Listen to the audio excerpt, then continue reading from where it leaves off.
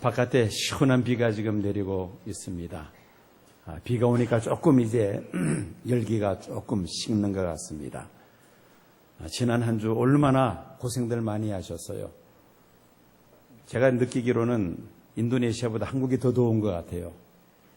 물론 인도네시아는 1년 사시사철 덥다는 게 문제이지만은 여름철에 이제 한국도 열대지방 못지않게 그렇게 더운 것 같습니다. 저는 지난 16년 동안 인도네시아 많은 도시들을 순회하면서 집회를 해왔었습니다. 또 많은 인도네시아 목사님들을 만났습니다. 아마 그 중에서도 제가 만난 분들 가운데서는 가장 참 존경할 만한 그런 목사님, 스마랑이라는 도시에서 알파 오메가 교회 담임 목사님인 티모데우스 목사님이라는 분이 있습니다. 실은 이번에 제가 집회가 그분의 초청으로 인도네시아에 갔다 온 것입니다. 이분이 목회하시는 교회는 교인들의 숫자가 한 10,000명 가까이 됩니다. 초대형 교회를 짓고 또 교회에서 신학교를 지었어요. 아주 현대식으로 전교생 기숙사 생활할 수 있도록 학급마다 50명씩 4년제 인도네시아 정부로부터 인가받은 4년제 정규신학대학입니다. 그 신학교에서 배출되는 학생들을 통해서 지금까지 한 130개 교회를 세웠다고 합니다. 그래서 신학교를 세워서 일꾼들을 키우고 또 그들이 나가서 교회를 개척할 때에 적극 후원을 해줘서 지금까지 한 130개 교회를 개척했다는 이야기를 들었습니다. 아마 앞으로 계속해서 신학생들이 배출되면은 아마 계속 교회들을 개척하게 되리라고 생각이 됩니다.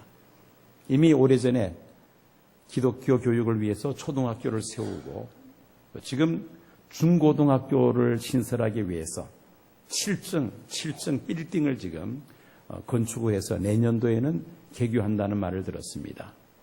그래서 참 인도네시아 복음화를 위해서 귀하게 쓰임받는 분이라는 그런 생각을 가졌습니다. 하나님께서 이슬람 문화권에 있는 인도네시아를 복음화를 위해서 그렇게 훌륭한 분들을 사용하신다는 것을 다시 한번 느끼고 돌아왔습니다. 이를 위해서 여러분들 기도해 주시고 또 협력해 주신 여러분들께 다시 한번 감사의 말씀을 드립니다. 내일이면은 71주년을 맞이하는 8.15 광복절입니다. 광복절을 하루 앞두고 오늘 평화통일을 기도합시다라는 제목으로 말씀을 전하면서 함께 은혜를 나누고자 합니다. 선지자 에스겔은 유다 왕국이 바벨론에 의해서 멸망당할 것을 미리 예언할 뿐 아니라 그 멸망당한 유다 왕국이 다시 재건될 것까지 예언을 합니다. 그것뿐만이 아니었습니다. 그 전에 멸망한 북이스라엘과 함께 나라를 회복하게 될 것을 예언을 했던 것입니다. 그 말씀이 에스겔서 37장 16절 17절 말씀입니다.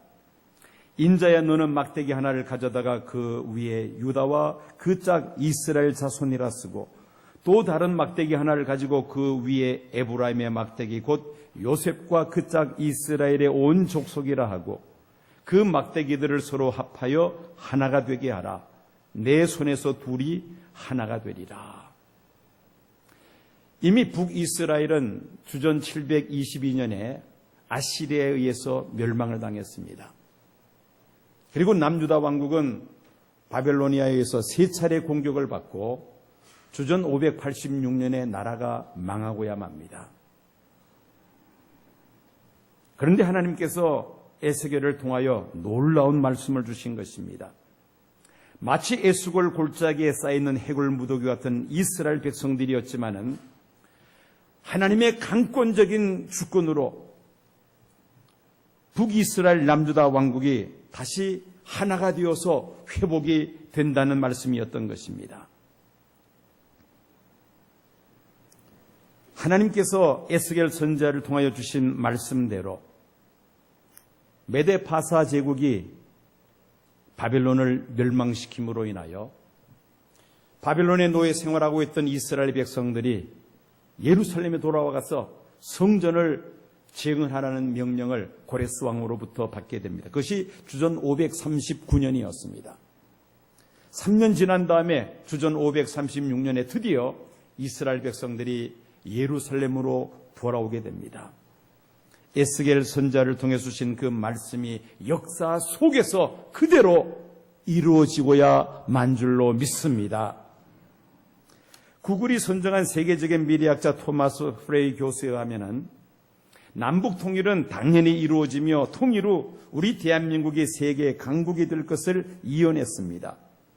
세계적인 석학인 노암 촘스키는 남과 북은 굉장히 상호 보완적이며 한국이 통일이 된다면 피차 간의 경제적으로 큰 이득을 서로 주고받게 될 것이라고 예측했습니다.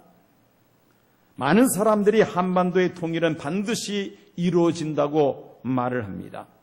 여러 가지 이유를 내세우고 있습니다만 가장 관심을 많이 끌고 있는 것은 북한은 사회주의 경제를 실패하면서 장마당이라는 시장 경제가 이미 정착하고 있다는 것입니다. 이전까지는 북한은 오직 조선인민노동당에 의해서 북한이 이제까지 체제가 유지가 되었습니다. 그런데 이 노동당보다 더 무서운 당이 생겼습니다. 그게 무슨 당인지 아세요? 우리 기학부 무슨 당인지 아세요? 새누리당 아닙니다. 장마당이라는 당이 생겼다는 겁니다. 장마당이 생겼다. 이 장마당은 바로 이 자본주의의 어떻게 보면은 그 시작이라고 볼 수가 있습니다. 사회주의 국가는 기본적으로 식량을 국가가 배급해 줘야만 합니다. 그러나 북한은 농업정책의 실패로 식량의 자급자족이 이루어지지 않으며 해외에서 그 식량을 사서 백성들에게 나눠줄 만한 돈도 없습니다. 배급 경제가 완전히 무너지고 말았습니다.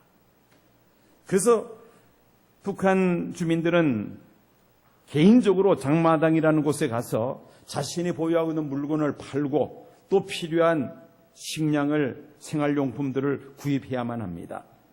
그래서 이 장마당이라는 것은 일종의 시장경제의 초기 단계라고 말할 수가 있습니다.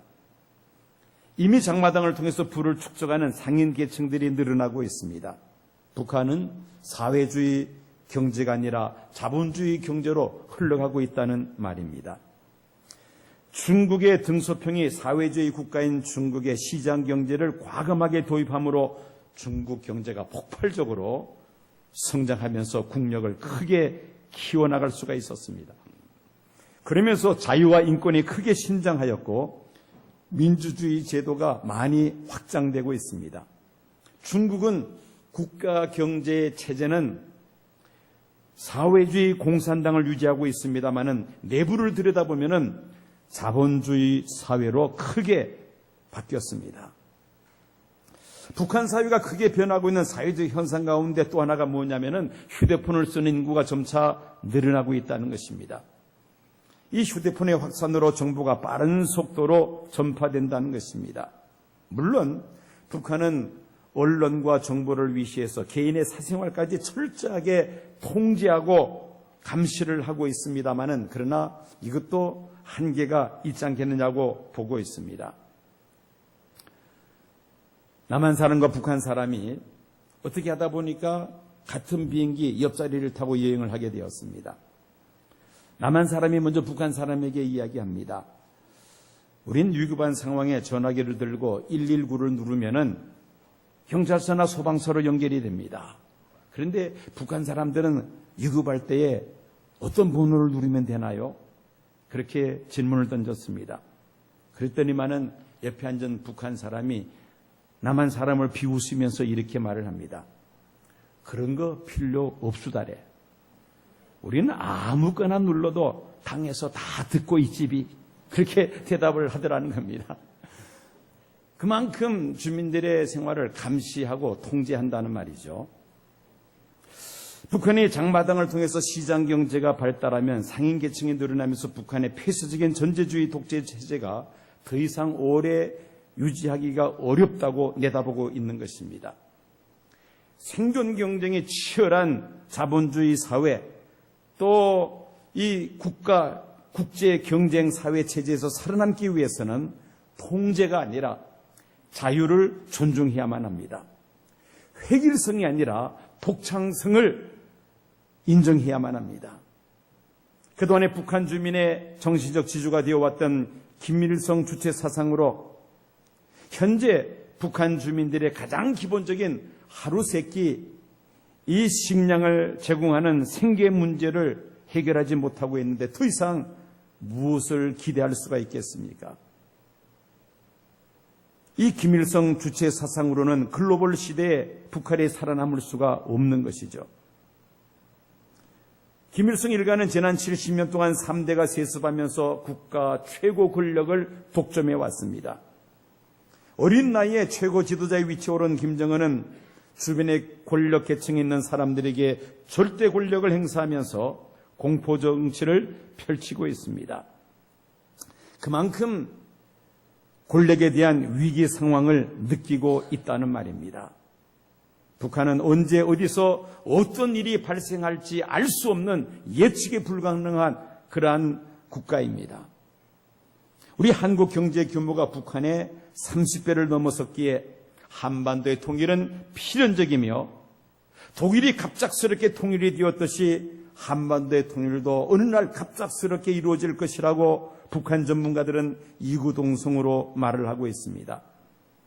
한반도가 통일이 되어야 할 필연성 가운데 가장 중요한 것은 하나님께서 이 민족이 하나 되기를 원하고 계시기 때문입니다. 하나님은 분열을 원치 아니하십니다. 하나 되기를 원하신다는 것입니다. 하나 되되 예수 그리스도 안에서 남북이 하나 되기를 원하시는 줄로 믿습니다. 복음 안에서 하나 되기를 원하신다는 말씀인 것입니다. 무너졌던 북한 교회들이 재건이 되어 남북한이 예수 안에서 하나 되어 이 마지막 때 세계 복음화를 위한 귀한 도구로 하나님께서 사용하기를 원하시는 줄로 믿습니다. 에스겔서 37장 16절 17절 말씀을 다시 한번 제가 읽겠습니다. 인자야 너는 막대기 하나를 가져다가 그 위에 유다와 그 짝 이스라엘 자손이라 쓰고 또 다른 막대기 하나를 가지고 그 위에 에브라임의 막대기 곧 요셉과 그 짝 이스라엘 온 족속이라 쓰고 그 막대기들을 서로 합하여 하나가 되게 하라. 내 손에서 둘이 하나가 되리라. 아멘. 이미 망했 북이스라엘과 남유다 왕국이 하나님 안에서 하나가 되는, 즉 나라가 회복이 되고 하나 되는 그런 놀라운 역사가 있을 것이라고 에스겔 선지자를 통해서 하나님은 말씀하셨던 것입니다. 우리 박근혜 대통령은 통일이 대박이라고 말을 해서 세간의 관심을 그동안에 많이 받았습니다. 통일이 되면은 남북 간 쌍방 간에 많은 유익이 있을 것이라는 말입니다. 물론 통일을 위해서는 천문학적인 통일 비용이 투입이 되어야 되겠습니다마는 비용 그 이상으로 얻게 되는 유익이 또한 많다는 말입니다. 그래서 통일을 대박이라고 이렇게 표현을 합니다. 그러나 이 통일이 대박이 되기 위해서는 치밀한 준비가 있어야만 합니다. 먼저 남한 국민들에게 반드시 통일이 되어야 한다는 그 당위성과 필요성을 충분히 인지가 되어야만 합니다. 2년 전에 통일부가 교육부와 함께 전국 초중고등학교 11만 6천 명 학생들을 대상으로 설문조사를 한 결과 우리나라 청소년들의 절반 정도 53.5%만이 통일이 꼭 필요한 것으로 응답을 했습니다. 청소년들 가운데 2명 중에 1명은 통일에 대한 관심이 없거나 또 통일을 반대한다고 그렇게 생각할 수가 있습니다. 또 다른 조사에서는 성인 남녀들을 대상으로 해서 설문조사를 했는데 79.9%가 통일이 필요하다고 대답을 했습니다. 약 80% 가까이의 성인들은 통일이 필요하다고 대답을 했다는 것입니다. 통일을 보다 적극적으로 준비하기 위해서는 청소년들을 위시해서 국민들에게 통일 교육이 있어야 한다는 말입니다. 남북한 통일을 위해서 투입이 되어야 될 비용은 거의 천문학적인 숫자입니다. 독일은 통일 후 서독의 절반 수준인 동독의 경제 균형을 이끌기 위해서 20년 동안 약 3천조 원의 돈을 투입을 했습니다. 그러나 아직도 동서독 간의 경제 불균형은 독일이 해결해야 할 숙제 가운데 하나입니다. 우리 한국의 통일부는 남한의 30분의 1 수준인 북한과의 경제 균형을 위하여 통일이 되면 그 후로 약 20년간 약 4천조 원의 돈이 필요한 것으로 예상을 하고 있습니다. 또 이 균형을 이루는 과정에서 많은 사회적인 문제들이 발생할 것을 예상하게 됩니다. 통일은 차지하고 당장 국내 일자리 하나만 놓고 보더라도 정부와 노동가는 서로 날카롭게 각을 세우고 있습니다. 지금 청년 실업이 심각한 상황에서 정부는 청년들 일자리를 제공하고 장기적인 측면에서 한국 경제를 살리기 위해서 임금 피크제를 도입을 하겠다고 대통령이 발표를 했지만은 노동계에서는 강력하게 반대하고 있습니다. 정부의 경제 정책 실패의 원인을 책임을 노동자에게로 넘기려고 한다고 노동계는 반발하고 있습니다. 현재 노동자들이 장차 받게 될 임금을 줄이는 이 경제개혁은 원치 않는다는 말입니다. 만약에 통일이 된다면은 북한의 수백만 명의 저임금의 노동자들이 남한으로 유입을 하게 될 것입니다. 그러면 남한에 특별한 기술이 없는 단순 노동자들의 설 자리를 잃게 됩니다. 한국 노동시장은 대혼란을 경험하게 될 것이라는 말입니다. 왜 이런 얘기를 하느냐면은 통일을 대비해서 우리는 여러 가지로 치밀한 준비가 필요하다는 말입니다. 의료보험 제도를 위시해서 사회복지 제도를 크게 보완해야만 합니다. 통일 초기에 대다수의 북한 주민들이 생계 지원을 받아야 할 터인데 재원 마련은 물론이니와 북한 주민 지원을 위해서 어떤 체계를 구축해야 될 것인지 사전에 국가적인 차원에서 준비를 해야만 합니다. 사회 모든 분야에서 통일을 대비한 준비가 철저하게 이루어질 때 통일은 우리 민족의 대박이 될 수가 있다는 것입니다.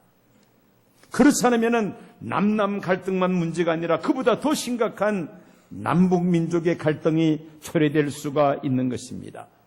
즉 준비되지 못한 통일은 축복이 아니라 지향이 될 수도 있다는 말입니다. 우리 교회가 소속되어 있는 대한예수교 장로회 용천노회, 북한에 뿌리를 두고 있는 그런 노회입니다. 이 용천노회는 재작년에 9개 분과로 구성된 노회 장기발전연구위원회를 조직했습니다.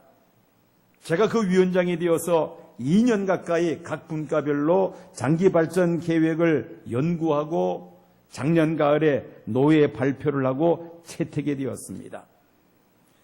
이 장기발전연구위원회에서 남북한 선교통일 분과위원장을 제가 겸직을 했었습니다. 이 남북한 선교통일분과위원회에서는 앞으로 통일을 준비하여 노회와 모든 지교회들이 구체적으로 어떤 준비를 해야 될 것인가 7가지를 제시했습니다. 첫째는 통일 교육을 실시해야만 한다. 두 번째는 통일을 위한 기도운동이 있어야 한다. 세 번째는 노회 산하 모든 교회 성도들이 천원 통일 선교헌금을 실시하여 통일을 위한 기금을 마련한다.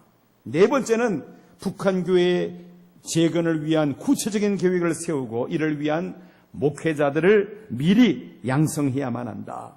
다섯 번째, 이미 대한민국으로 들어온 탈북민들을 돌봄. 여섯 번째는 용천 지역에 있는 복지기관을 MOU 사회 NGO 단체를 통하여 지원을 하며 일곱 번째는 북한 교회 재건과 관련된 모든 기관들과 네트워크를 구축한다는 이런 장기 발전 계획을 수립을 했었습니다.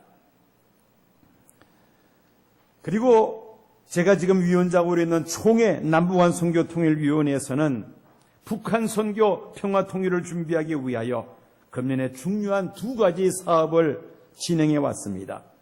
첫째는 북한 선교 연구소 설립이었습니다. 정신요고를 예배당으로 쓰고 있는 주님의 교회 박원호 목사님을 이사장으로 세우고 총회가 인준한 선교 전략과 원칙에 따라서 북한에서의 복음화 및 선교, 교회재건, 사회개발, 복지, 사회통합 등의 중요한 선교 과제를 연구하고 구체적인 방안을 제시하기 위해서 북한 선교 연구소를 설립을 했습니다. 그리고 두 번째는 금년 9월 총회에서 북한 선교와 평화 통일에 관한 총회 정책 지침서 발간을 위해서 지금 막바지 준비하고 있습니다. 이 문서를 만들기 위해서 지난 2년 5개월 동안 장신대 교수들과 북한 전문가 8명이 15차례에 걸쳐서 연구발제 모임을 가졌습니다. 그리고 이번 주 목요일 날 최종적으로 총회 100주년 기념 강당에서 공청회를 실시할 것입니다.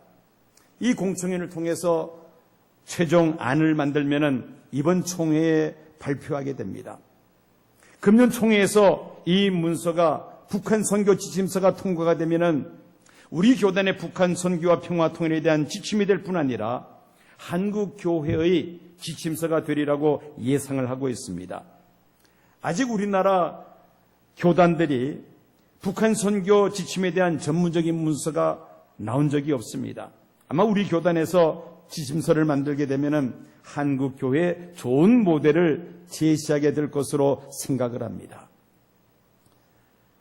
평화 통일을 내다보며 북한 선교를 내다본다면은 입으로만 할 것이 아니라 구체적인 준비들이 필요하다는 것입니다.